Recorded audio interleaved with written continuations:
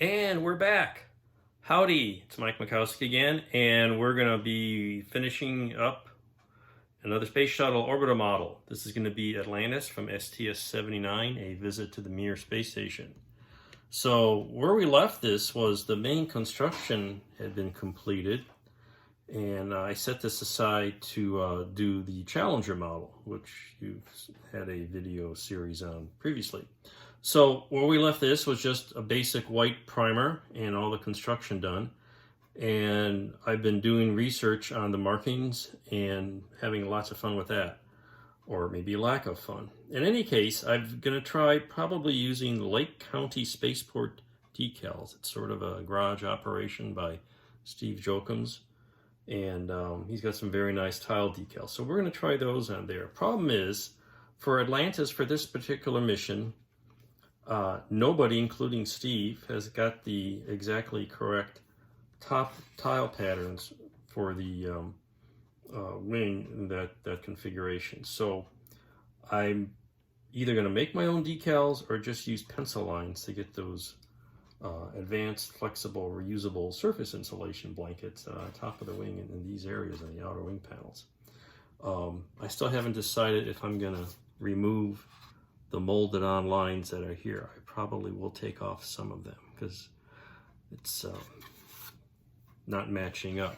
So what I've done here so far is painted the bottom with just a coat of gunship gray, a mix of dark gull gray and steel color for the leading edges and the nose. And just to show here what I've done is I put the Tamiya tape on and just took the edge of my blade and penciled in where the demarcation is and cut the tape there, because you're not going to get a good smooth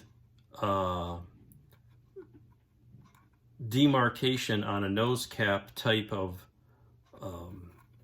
line with that. But you can take the tape, put it down smooth, and then cut it.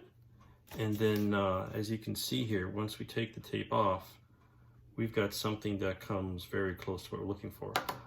Sometimes I'll use a toothpick with a little sharp corner I've cut into it to get the tape started.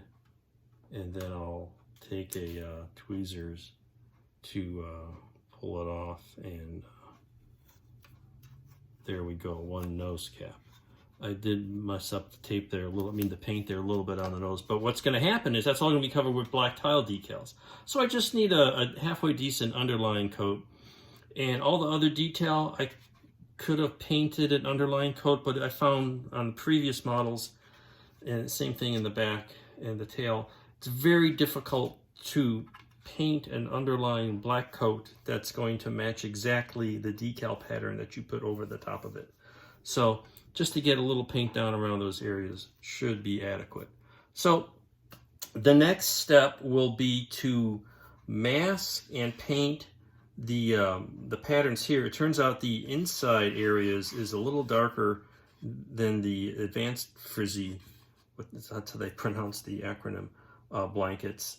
So I'm going to mask that zigzag pattern, paint this with a little bit of an off-white, and if I make a final call on what I'm going to use for the outer areas. Another problem is I've been developing my own drawings based on NASA drawings, but when you put those up on the model itself, the Revell kit doesn't match the NASA drawings. And that's kind of a problem. You've either got decals that don't fit the kit, decals that don't match the NASA drawings that don't match the kit. It's a rather mess. So we'll just have to adapt and do the best we can, because it's only a model and it's only a hobby. So no sense getting too worked up about it. But anyway, that's where we are so far. Stay tuned for more as we get a little further. So have fun modeling out there, and you take care. Bye.